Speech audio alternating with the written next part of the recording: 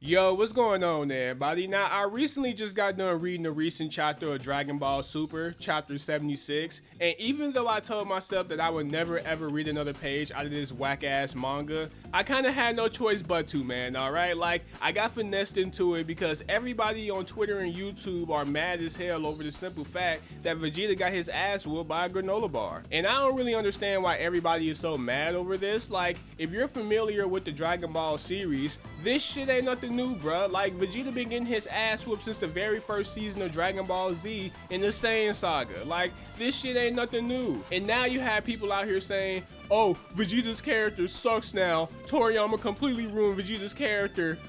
Where the fuck were you when Android 18 broke this nigga's arm and his arm was hanging off of his body dangling? Like, were you not present there for that? Not only that though, but this dude Vegeta got on his knees and started screaming like a bitch. Like, Toriyama been disrespecting this dude's character, and now y'all just all of a sudden new and shocked to all of this shit happening with Granolah Bar? Like, y'all ain't get the hint when he was getting his ass whooped by Kid Buu? Like, bruh, Kid Buu was beating Vegeta's ass so bad that Vegeta almost died twice. Like, how the fuck does something like that even happen, bruh? This nigga Vegeta almost defied the logic of death from getting his ass beat so bad from Kid Buu. Like, holy shit. But saying Vegeta's character sucks now is a huge overstatement, considering that everybody been saying this shit since the early 2000s. Like, the whole point of Vegeta's character in Dragon Ball is to be a stepping stone for Goku. Whenever the main villain shows up, Vegeta gets his ass whooped by him, just to show the audience just how powerful that main villain is. So to think that Vegeta at some point is gonna get a win over a main villain is ludicrous, considering that wouldn't follow the role of his character. And keep in mind, this shit's been happening for over 20 years now.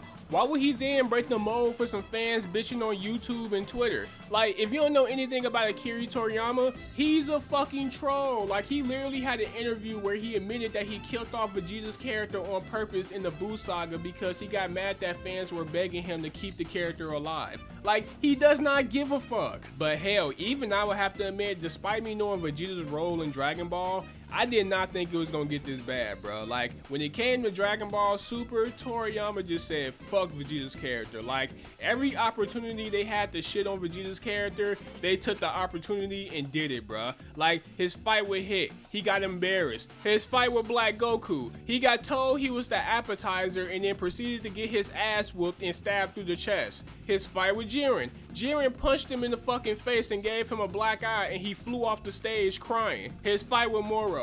Look, I don't even want to go into details about his fight with Moro because I actually think Vegeta won that fight fair and square. But because Toriyama is a fucking troll, it didn't happen. Like, he heard everybody saying how Vegeta needed to be a main villain in order for his character to be solidified. He heard that shit and he said, watch this. I'ma give Vegeta a power that's literally perfect for this whole situation and then fuck him over in the end. Like, classic Toriyama troll. And now we have ourselves a situation where Vegeta is getting his ass whooped by a fucking granola bar. Not only that though, right? But Vegeta is getting his ass beat so bad that he just said, fuck it. Kill me already. If this is the fate of the Saiyans, so fucking be it. And it's like, dude, what the fuck? And not only that though, but I noticed something in this chapter. How the fuck is Super Saiyan Blue Goku doing more damage to Granolah than fucking Ultra Ego Vegeta? Like, that shit makes no fucking sense, but guess what? I don't expect nothing else from Toriyama himself to write a fucking manga that makes no sense. And there's something I have to say about Vegeta's character because he said something in this chapter that made no fucking sense to me. He said that he would rather die than team up with Goku. Bitch, did you forget that you and Goku fused 3 times throughout the whole series of Dragon Ball? Like, the fuck are you talking about, dude? Like, did you forget that you had a family back on Earth? Oh wait, that's right. Maybe Toriyama forgot about them as well. Look, bottom line, Toriyama doesn't know how to write good characters or a good story for that matter, alright? Like, he's trying to have y'all sympathize with a motherfucker named after a candy bar. He has a planet in the series that's named after fucking cereal. He has a group of villains in this arc called the Heaters, with motherfuckers in the group being named Electric Car,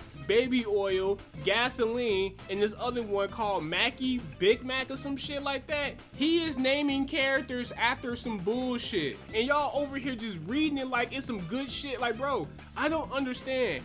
How long is it gonna take y'all before y'all realize that y'all are reading the same shit over and over and over and over? Vegeta is never gonna be a main villain in Dragon Ball because he's not the main fucking character. He's the rival to the main character. And guess what? Y'all should be perfectly fine with that. In most cases, when the main character has a rival in other shonen series, they do a good job in having the rival fight someone as equal if not close to the main villain's power, so that way it can make it seem as if the rival is close to the main character.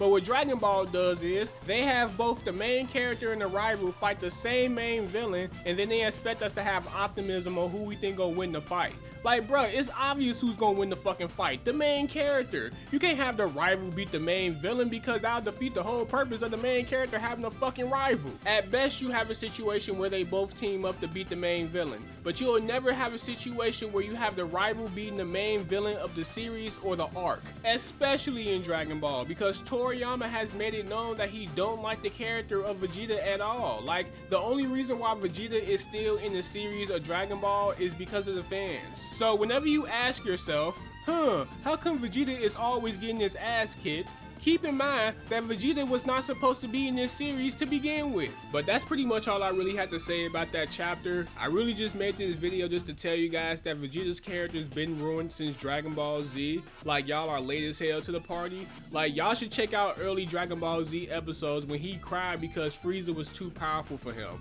Or even better, right? Go watch that movie when they was fighting against Broly for the first time, not the fucking Dragon Ball Super Broly movie. No, I'm talking about the OG Dragon Ball Broly movie, where Vegeta was so scared to fight Broly that he literally sat there and damn near cried. Like literally, Piccolo had to come over there and literally tell this nigga, hey, can you please fucking help us? We over here getting our asses kicked. Like, that's how bad Vegeta's character has been ruined, bruh. But I don't know if y'all want to count that as canon or not, but in my opinion, if it exists, it's a thing, alright? But that's pretty much all I had to say, man. If you enjoyed this video, like and subscribe. I very much appreciate it. It's your boy Trigger Senpai, and I'm out, man. Peace.